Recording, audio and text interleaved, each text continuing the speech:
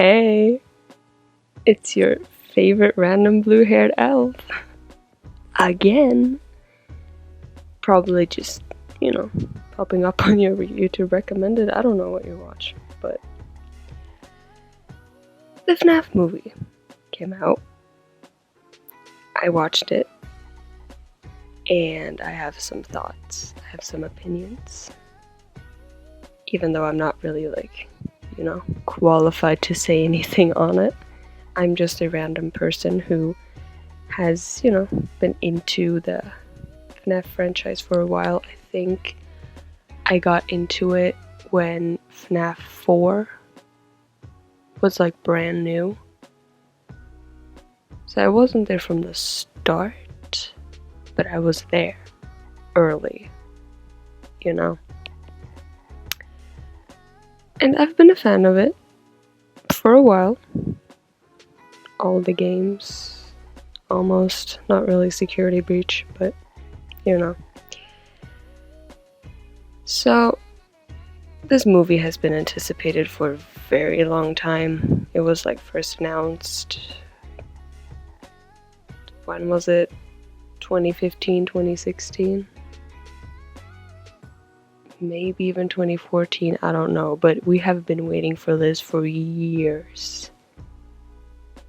And we finally got something. If it was a good movie, that's up to debate, I guess. And up to personal taste and opinions, but I will say though that this video will contain massive spoilers for the entire movie. So if you haven't watched it yet and you want to and you're just waiting for an opportunity to, don't watch this because I will say everything that happens pretty much of significance. So sit this one out if you're waiting to watch it yourself.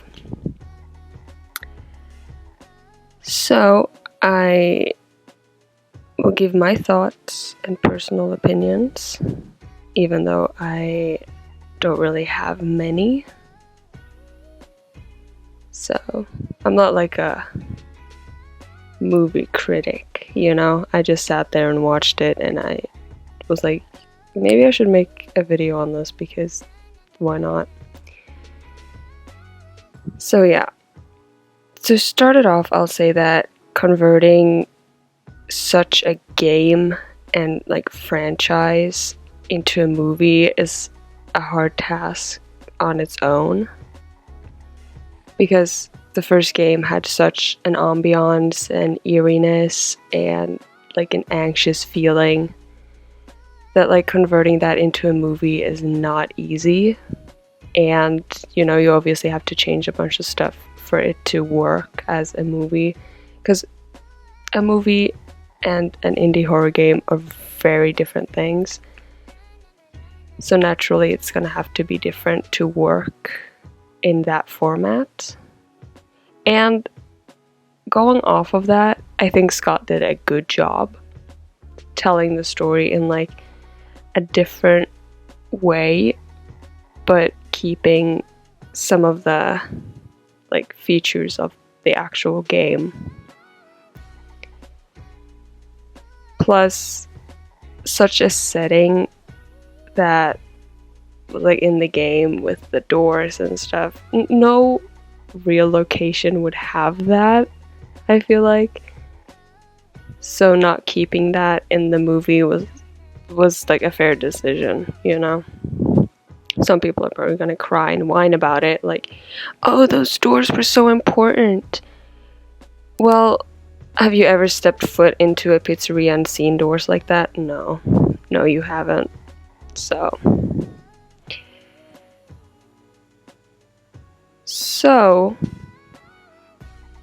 let's start with one of the first things that I noticed in the movie before I start, retelling the entire thing. The references. Oh my god, the references.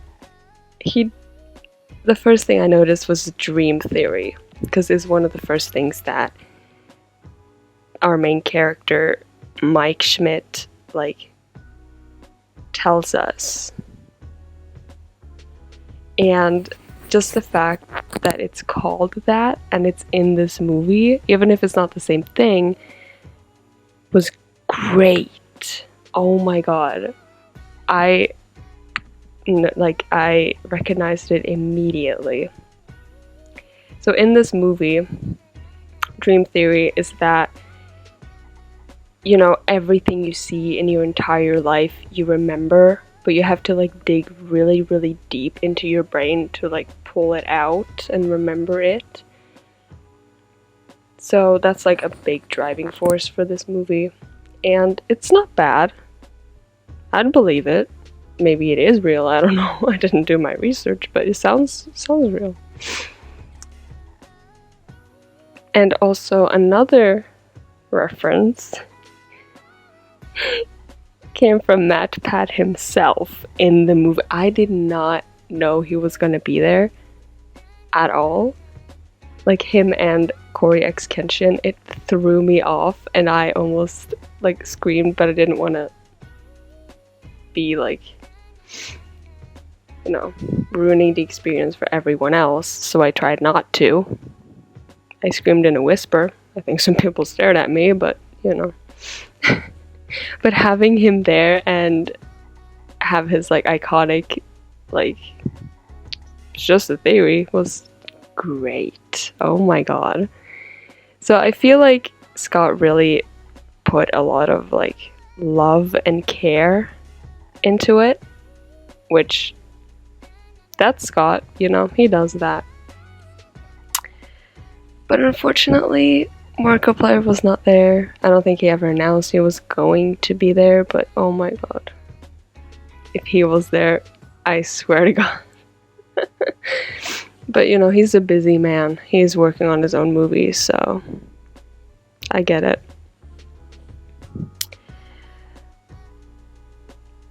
But yeah, I liked it. I liked that. And there was also a reference to not the fans, but to his books, and that came in the form of Ella. That's like an animatronic from one of his short stories or books. I'm not really sure. I think it was the books, with this little animatronic with like curly brown hair carrying like a teacup and a teapot. Why she was there, I have no idea. That's for Matt Pat to find out. So going into what the movie is about, we follow, like I said, Mike Schmidt and his little sister Abby most of the time. So Mike has just been fired from his job as a security guard in like a mall, I think. We don't really get that explained, but I think so. And he is fired because he beats up a random man for just taking care of his own son, but it looked like he was kidnapping him. So he just starts beating the shit out of him. I don't know who would do that, but okay. It was funny, I guess. So his counselor helps him, like talks to him, and you can tell something is up when he says Mike's name but stops before saying Schmidt. So obviously he knows something, but that'll come back later. But if you watch the movie, you know. So, but yeah, he recommends a new security guard job at Freddy's, obviously. Where else? So he says that like the pay isn't good, the hours are even worse, but Mike takes it because he's like, nah, it'll look good. It'll look good on my records or whatever. So he does. And in this universe, Freddy's shut down after, you know, the kidnapping and murders, but the owner just couldn't let it go, so he just keeps it there and keeps like hiring security guards, but you know, they just quit and he needs new people constantly. So Mike takes it upon himself to do it. So the first night, Mike just sleeps. He sleeps through the entire shift, which, like, yeah, what else would you do? You know? And he just goes home in the morning. And his little sister Abby can't, like, be left alone, so she has a babysitter named Max who holds some, like, driving force in the movie, which I'll explain. But a little on Abby, she's, like, you know, not very social, draws a lot. Yeah. So the reason for why the two don't have parents is because they're dead. And Mike also had a little brother, Garrett, who was kidnapped by a just random guy, which is also really important, and it goes into dream theory, which I will explain in a bit. So Mike's aunt tries to, like, get custody of Abby. I don't know why, but she's just mean to Mike. And it's like, no, look at him. He can't even, like, keep his eyes open at 11 in the morning. Like, he is not fit to take care of a child, which, like, I guess, but he tries his best. So nothing really happens through most of the movie, but, you know. A little on Max and Mike's aunt again. She wants to take Abby and have custody of her, but she doesn't have, like, a valid reason, which is why Max is there. She is, like, a part of the plan, and she doesn't get paid to be a babysitter because Mike's aunt uses her to find any reason for, like, Mike being a bad caretaker, I guess, or, like, a bad brother. But Max doesn't find anything, so the aunt gets, like, mad. And during this whole scene, it's MatPat. Oh, I was thrown in for a loop, my god. But yeah, they decide to break into Freddy's and, like, ruin the place so that the fault would be put on Mike for not being a good enough security guard and him getting fired, which, sure, I guess. So they go to do that, and then they get killed by the robots. Like, they see them and they kill them off. One of my favorite things during this whole segment is Max's death. It looked really good. Like, it didn't look amazing, you know, but it was fun. And also Cupcake, whatever you want to call him, Mr. Cupcake, Carl, whatever. He was, like, the one doing most of the killing, and it was, like, really brutal, which was fun. You didn't really see the animatronics really, like, killing people except for Max's death. But, you know.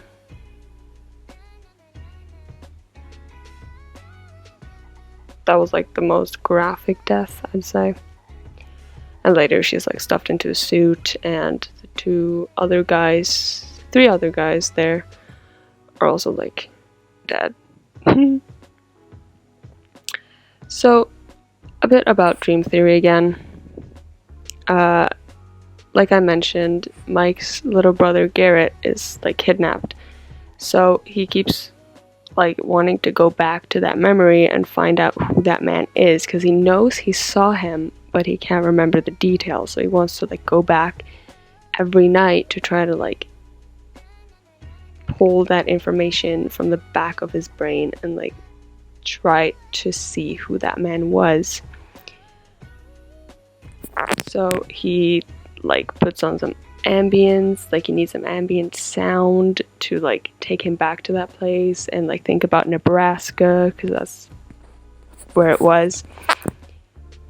So, but when he falls asleep in Freddy's, because normally it's just him like chasing after the car, calling for his brother, and he wakes up. But in Freddy's, he also gets the spirit of the dead kids in there, but they don't talk to him, they just run away multiple times, which is like rude. And then he talks to one of them, which I am assuming is either Freddy or Golden Freddy, because it's like the leader, I guess. The others don't talk.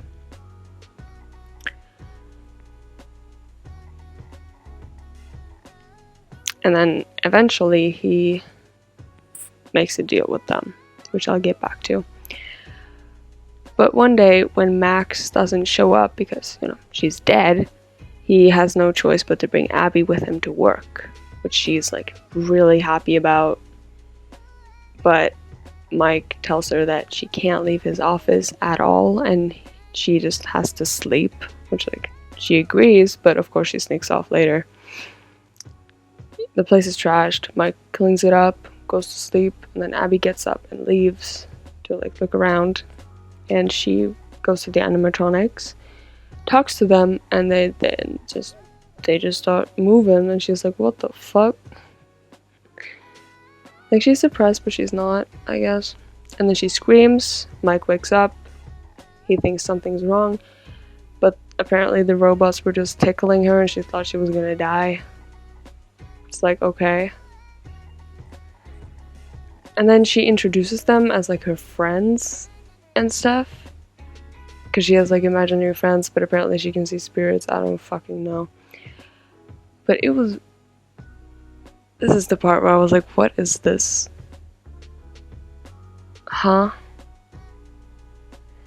And also, like the night before, or night before that again, an officer shows up to see who the new security guard is. And who is that officer? It's Vanessa. What? Huh? I was confused. But yeah, she like knows everything about Freddy's. She introduces the robots as like them, like, have you met them yet? And Mike is like, what? But later we find out that she knows that the animatronics are alive. And Mike is like, what, you knew? And she's like, yeah. And Mike like tries to pressure her to tell him like how she knows about all these things, how she knows this and that. And we find out that she is the daughter of the killer, William Afton.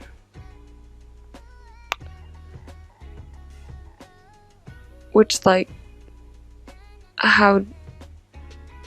Huh? So if you take that and bring it back to, like, FNAF VR and Security Breach, it's like... So her father... Like, I don't know how canon the movie is to the games, obviously, but if you bring that over to the games, it's like her father is trying to manipulate her into doing things? Or what? Or is she like a robot like Charlie in the books? I don't know, man. That's like I said, for Matt Pat to find out, not for me. So again, I like that Scott like incorporated the whole dream theory thing to like fit into the plot. Like, it's from the fandom, like from Matt Pat, the whole dream theory, or from the fans first, but and like he brings it into it but makes it something else, and like that fits in to the whole plot. That's fun. And the pills is like a little nod to FNAF 4 when you see like the pills on the nightstand, so that's fun.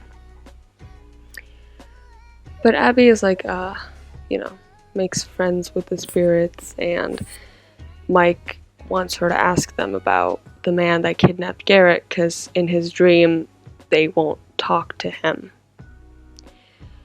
But eventually, like I said, one of the kids do, and like shows him his family during the camping trip where Garrett was eventually kidnapped. And the kid is like, you can be with them forever if you just give us Abby. And he's like, yes, I will. But then he realizes that it was a big mistake, and now Abby is being kidnapped by Golden Freddy. He just shows up in their house and takes an Uber with her back to the pizzeria, and the Uber driver is Corey X. Kenshin, which was fun. He's also in like a little after the credits. Not like at the very end, but yeah. That scene was a little weird, and then he just disappears. And you basically never see him again. So. But now, the animatronics, like, she thinks they're still, like, her friends, like, friendly, but they try to murder her. Because William Afton is, like, manipulating them in a way. And here comes, like, the whole thing about the drawings, because, you know, there are a lot of drawings in the FNAF 1 pizzeria, and the kids in the suits, like, don't remember what happened, they don't remember why they're there, and so they, like, turn to the drawings that kind of, like, lead them to think that, oh, no, it's just Happy, and the yellow rabbit is so fun, he's our friend, you know, and then they, like, realize that. So Abby draws, like, the yellow rabbit killing the kids, and now they turn against the yellow rabbit. Because William Afton is there, and oh my god, Matthew Lillard did him so well. So we find out that the counselor that was talking to Mike earlier is William Afton, which, like, everyone fucking knew that. Everyone knew that. Everyone dug deep into this movie before it came out, so. Except for, like, casual viewers, I guess. But he did him so well, like, when he was lurking out of the shadows in his suit, like, it was great. His whole act was just great. Like, he gives Mike, like, a good beat down, and then Vanessa tries to stop her father, which he doesn't like, so he just stabs her, I guess. And like, before this, we also got that, like, Vanessa knows about the missing kids, and Mike's brother, well, she didn't, but now she did, and Mike is kind of pissed off, but because in, like, a picture she was holding, like, as a kid, she was holding Garrett's plane toy, which, like, messed up, but okay. So now the animatronics have, like, turned against William and are trying to kill him. And obviously he's in the suit. We hear about the spring locks earlier, which I didn't mention because everyone fucking knows how this ends. Which is, like, why Ella was there. She, like, had spring locks. Vanessa showed Mike how sensitive they are. And yeah. So the ending, I was kind of like, is it gonna end with William dying? Well, he didn't die, and it did. But in, like, a really weird way. Like, the animatronics were just, like, gathering around him while he was, like, spouting all this nonsense at them.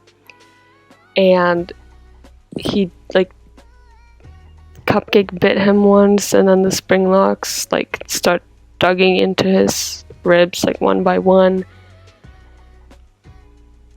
Which, I guess, maybe, I don't, Wasn't my favorite way to do it, but you know. And then like the place just starts falling apart, I guess, while Mike, Vanessa, and Abby like run out. And like, okay, so Matthew doing William Afton's death was like perfect, in my opinion. It was great. Like the way he was like twitching and groaning after being like dragged into the storage room, and like his eyes like flickering because they were like lit, but they were like flickering, you know. And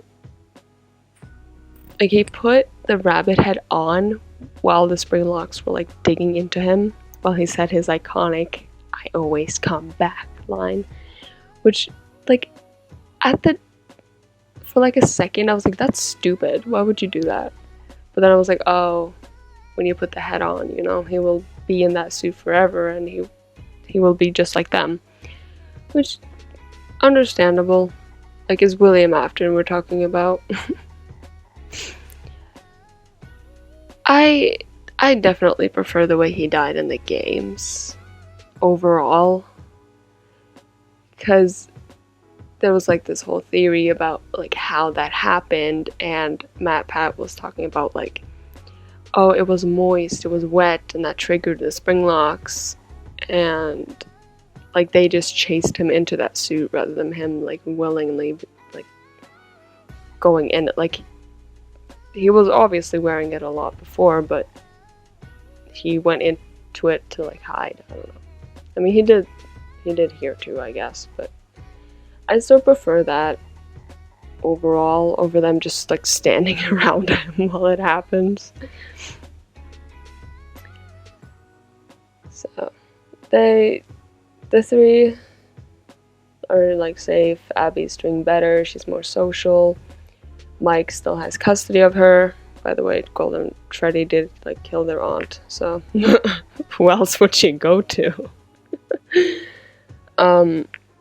Vanessa's in the hospital with like a tube, like a breathing tube, which was a little overkill. Like he just stabbed her in like the hip or like in the stomach. But alright, sure. She's unconscious, whatever.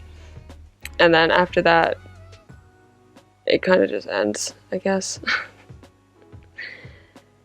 So there was more I saw on TikTok today, for example, that like after the credits was like come find me, like spelled out like in the games, letter by letter, which that was fun.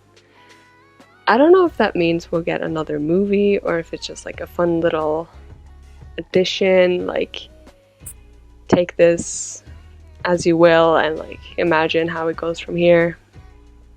I don't know. But as people have mentioned before, Scott Cawthon is like a storyteller. He's not an actual like horror game developer. He's made countless games that exist to tell a story.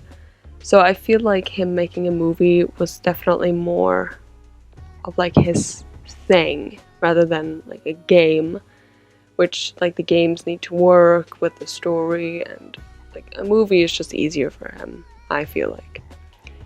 And there was like a whole history of him like scrapping multiple scripts and oh, it didn't work, but like we starting over again and like finding a new production team. Like Blumhouse was definitely the right choice.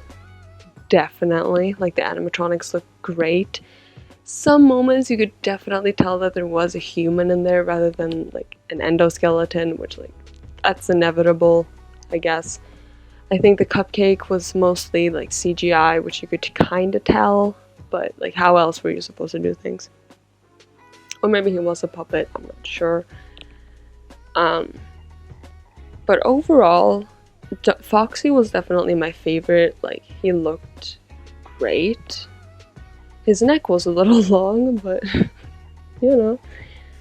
And you could hear his humming a lot, which was fun. but you never saw Freddy do his like iconic glowing eyes in the dark and the song and stuff. Like most of the time when they were moving around it was daytime, which kind of defeats the whole like, oh, at night they are in free roam and can just walk around, you know. The cameras also were utilized a lot. Like during the whole like, oh, we're gonna trash this place villain arc segment, someone like did look at the cameras, but it wasn't for long and it wasn't much. When Vanessa first showed up, we saw that on the cameras, but like that was about it. The animatronics just getting friendly with a kid suddenly, just okay.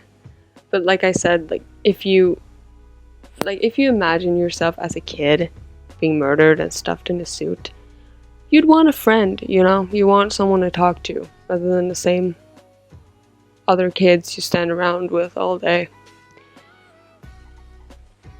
I also don't know how to feel about the place originally being like shut down, but the owner couldn't let it go, rather than in the games where it actually is like a popular location, I guess. Or maybe, I don't know.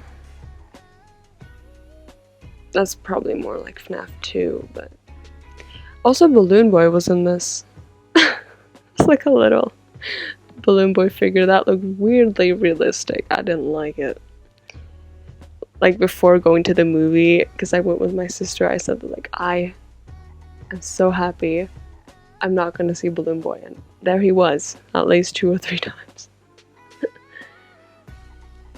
But like, yeah, I kind of get it though. Like FNAF 1 is supposed to be like a sequel to FNAF 2. How that worked in the movie, I don't know. Don't know.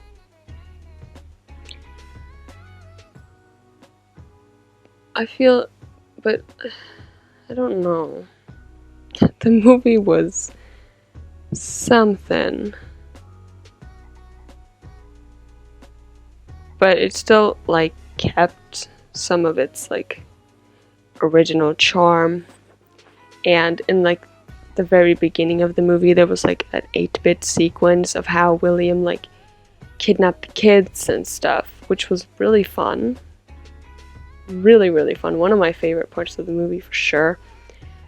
It was like a really fun nod to the games and like the 8-bit mini games that you play and stuff. So that was fun. Like I said, Matthew Lillard's performance was great. Definitely my favorite as well. Like when he was in his suit, his golden best, it was just perfect. Great. Loved it. So currently on IMDb it stands at 5.7 stars out of 10, which yeah, I'd say if it's around 5-6 stars. It's not the best, but I don't know how it could have been better. I have said like some of my not so favorite things about it, but like I said, Scott is a storyteller. He wants the story out, and whichever way he wanted to do it, this is how he ended up doing it. And it wasn't bad. Like it needed to fit in like a realistic like environment and be more realistic than the horror game. I was a little sad Phone Guy wasn't there. Like the counselor told Mike a few things, but that was it, and then Vanessa like took over and said the rest basically. So I missed Phone Guy, but you know. So even though it wasn't super close to the game, obviously, like you can't recreate the ambiance of the first game in a movie. It was a fun watch, definitely. I don't want to be like super mean because I know kids acting is hard, but the actor playing Abby wasn't my favorite per se. The kids in Mike's Dreams did good. Like the kid playing, like I said, either like Freddy or Golden Freddy was great. He had a really like menacing kid smile when like his plan was working. But overall, it was fun. And would I watch it again? Maybe. It's like a fun little thing every now and then. If I want a sequel though, I don't know. I don't know about that. Personally, like I would love to see Blumhouse take on like Springtrap, but like to make a whole movie of it, I don't know. Also, I loved like the animatronics like facial expressions. It was so fun. Sometimes it looked like really funny. Other times it was just, I don't know, it was great. Like the way they did it. I don't know how. I haven't looked at like the behind the scenes videos on YouTube and stuff yet. But it was really fun. It was really fun. And they really did look like how animatronics at that time would look. I guess, kinda. Like different franchises have different takes, you know, like Chuck E. Cheese and those kinds of places. Like Disney went like with a certain type of look, but and like the training tape. Oh, I almost forgot about the training tape. On Mike's first night, he notices like a cassette with a name on it. The training tape is really fun. It's like a nod to those training tapes that like fan-made ones. So that was fun. I liked the vibe of it. Like seeing the place like in the training taping like lively and with bright colors to like contrast with how it looks like now when it's like abandoned and dark and gloomy, you know. It was fun. And in the training tape you could see like someone working on an endoskeleton, which was fun. Like the endoskeletons look really dumb, but they're fun nonetheless. And like the addition of like Max's corpse being like stuffed in the suit and stuff was really fun because like that's how they're in there. Like Vanessa even says that. Like it's not just their spirits, it's their bodies. And Mike was like, oh shit. Which is, yeah, like imagining that is not fun. Ugh.